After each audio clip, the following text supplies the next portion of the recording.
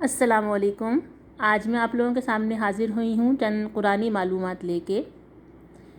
بہت سارے لوگ یہ تمام باتیں جانتے ہوں گے، لیکن ہو سکتا ہے کہ کچھ لوگ ایسے بھی ہوں کہ جو ان تمام باتوں کو جانتے تو ہوں لیکن تھوڑا سا کنفیوژن کا شکار ہوں کہ آیا کہ ہم صحیح پڑھ رہے ہیں کہ نہیں پڑھ رہے ہیں، یا یہ صحیح ہے کہ نہیں ہے۔ تو میں آج ان تمام لوگوں کی کنفیوژن کو دور کرنا چاہتی ہوں، جس طرح میری استاد صاحب نے مجھ کو گائیڈ کیا، مجھے سمجھایا اور میری ذہن کی جتنی بھی جو گراہیں تھیں ان کو کھولا۔ تو میں بالکل اسی طرح چاہتی ہوں کہ میرے جتنے شاگرد ہیں وہ تمام لوگ جو ہیں وہ اس سے فیضیاب ہوں، اور میرے شاگرد کے ساتھ ساتھ اور دیگر جو ان کے والدین ہیں یا ان کے اور جو احباب ہیں، رشتہ دار ہیں، جو بھی لوگ ہیں دنیا میں، جتنے بھی لوگ اس ویڈیو کو دیکھیں گے، اگر ان کی تھوڑی بہت بھی اس کی اصلاح کر سکیں تو میرے لیے جو ہے یہ بہت بڑی اعزاز کی بات ہوگی، اور اللہ تعالیٰ میری اس کاوش کو قبول فرمائے۔ آئندہ آنے والے وقتوں کے اندر انشاءاللہ اب میں اپنی پیج کے اوپر صرف قرآن کے متعلق ہی ویڈیوز جو ہے وہ اپلوڈ کیا کروں گی، تو آپ لوگ جو ہیں وہ میرے چینل کو سبسکرائب بھی کر لیجئے اور لائک بھی کر لیجئے، تو تاکہ آپ لوگ جو جتنی بھی باتیں میں بتاؤں، خاص طور پہ میرے اسٹوڈنٹس جو ہیں وہ ان کے لیے کافی ہیلپ فل ہوگا۔ تو آئیے ہم بڑھتے ہیں اپنے معلومات کی طرف، ٹاپک کی طرف۔ یہ تمام معلومات وہ ہیں کہ قرآن شریف میں ہم نے کہاں پہ رکنا ہے، کہاں پہ نہیں رکنا، کس جگہ آیت کرنا صحیح ہے، کس جگہ کرنا صحیح نہیں ہے، اور چھوٹی چھوٹی سی دیگر معلومات۔ سب سے پہلے تو یہ گول آیت، ٹھیک ہے نا، اس میں عام طور پہ آیت نمبر 1، آیت نمبر 2 اس طرح کر کے لکھا ہوا ہوتا ہے۔ یہاں پہ تو ہم ٹھہرتے ہیں، یہاں پہ تو ہم رکتے ہیں۔ اس کے بعد میں آتا ہے گول آیت کے اوپر لام الف بنا ہوا ہوتا ہے۔ یہاں پہ بھی ہم اگر چاہیں تو رک سکتے ہیں، لیکن بہتر ہوتا ہے کہ ہم یہاں پہ آیت نہ کریں اور ہم آگے بڑھ جائیں۔ لیکن دونوں صورتوں میں کوئی گناہ نہیں ہے یا کوئی آپ کو منع نہیں ہے، آپ دونوں کام کر سکتے ہیں۔ چاہیں تو آپ یہاں پہ رک بھی جائیں، اور چاہیں تو آپ یہاں پہ آیت نہ کریں اور آگے بڑھ جائیں۔ اس کے بعد میں آتا ہے لام الف، لام الف کی آیت۔ لام الف کا مطلب ہوتا ہے نہیں، تو جہاں پہ بھی لام الف کی آیت آتی ہے وہاں پہ ہم نے آیت نہیں کرنی ہوتی، وہاں پہ ہم نے ٹھہرنا نہیں ہوتا۔ لا کا مطلب ہے نہ، ٹھیک ہے، تو آپ یہاں پہ آیت کرنا جو ہے وہ حرام ہے، یہاں پہ ہم نے آیت نہیں کرنی۔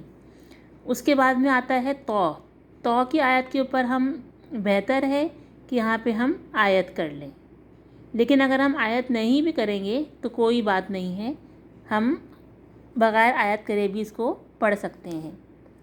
اس کے بعد میں آتا ہے جیم، جیم پہ بہتر ہے کہ ہم آیت نہ کریں، آگے بڑھ جائیں، لیکن اگر ہم آیت کر بھی لیں گے جیم کے اوپر تو کوئی گناہ نہیں ہے، اس کو اللہ تعالیٰ جو ہے وہ قبول کر لیتا ہے اور وہ صحیح ہوتا ہے، مطلب غلط میں نہیں آتا، یہ حرام نہیں ہے، آپ آیت کر سکتے ہیں جیم کے اوپر بھی، لیکن بہتر ہے کہ آپ جیم کے اوپر آیت نہ کریں۔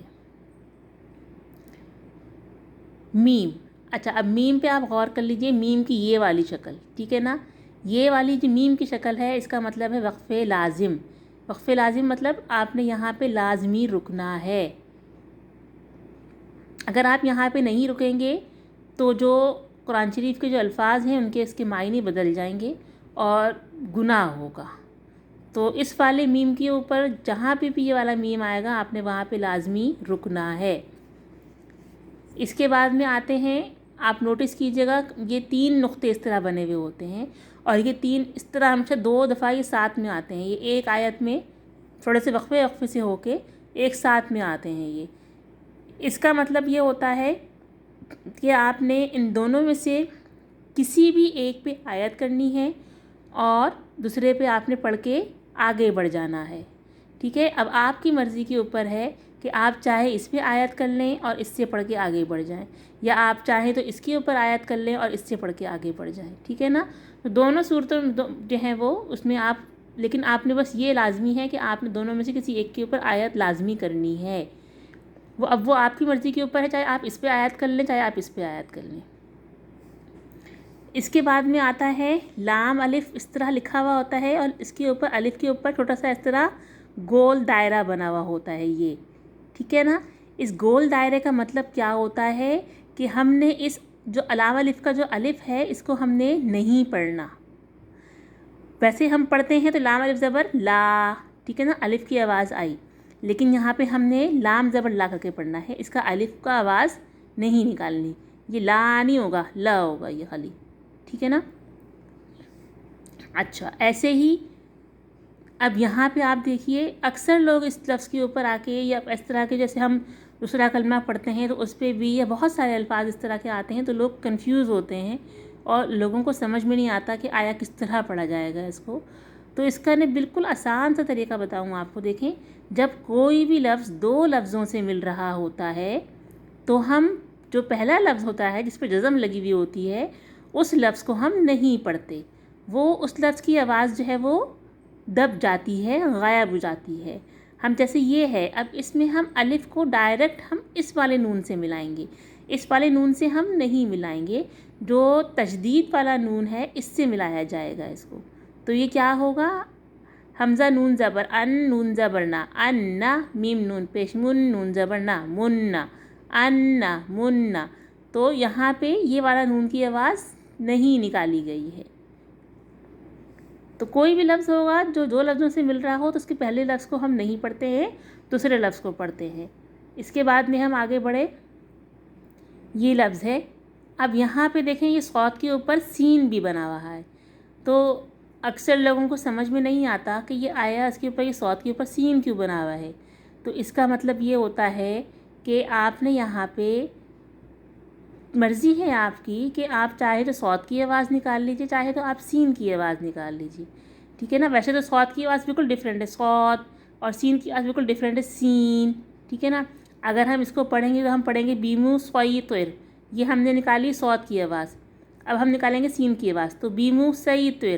اب آپ دیکھیں دونوں کی آواز بالکل ڈیفرنٹ نکلی. تو ویسے تو عام طور پہ یہ ہوتا ہے کہ آپ اگر کوئی اور لفظ کی ساؤنڈ نکال لیں گے تو وہ لفظ کے معنی بدل جاتے ہیں, وہ غلط ہو جاتا ہے. لیکن جن الفاظ کے اوپر اس طرح لکھا ہوا ہوتا ہے اس کا مطلب یہ ہوتا ہے کہ آپ چاہیں تو صاد کی آواز نکال لیجئے, چاہے تو آپ سین کی آواز نکال لیجئے, اس کا مطلب نہیں بدلے گا اور کوئی گناہ نہیں ہوگا, آپ دونوں لفظ پڑھ سکتے ہیں. بالکل سیم یہاں پہ یہی والا ورڈ آیا ہے, جیسے یہ صاد کے اوپر سین بنا ہوا ہے, تو اب آپ کی مرضی ہے, آپ چاہیں تو اس کو صاد کی آواز نکال لیجئے, چاہے تو آپ سین کی آواز نکال لیجئے. یبسطو یا یبسطو, وہ آپ کی مرضی کے اوپر ہے. ایسے ہی یہاں پہ ہم بڑھے, اب یہاں سے سٹارٹ ہوتا ہے. اب یہ دیکھیں یہ والا زال جو ہے یہ نون سے مل رہا ہے, اس کے اوپر چھوٹا سا میم بنا ہوا ہے. یہ جب بھی اس طرح کوئی لفظ مل رہا ہوتا ہے تو ہم اس لفظ کو ڈائریکٹ میم سے ملا دیتے ہیں. جو جزم والا ورڈ ہوتا ہے اس سے ہم نہیں ملاتے. کوئی بھی لفظ ہو, یہاں پہ ابھی تو خیر زال ہے, یہاں پہ را ہو, جیم ہو, کوئی بھی حروف تہجی ہو, آپ نے اس لفظ کو ڈائریکٹ میم سے ملا دینا ہے.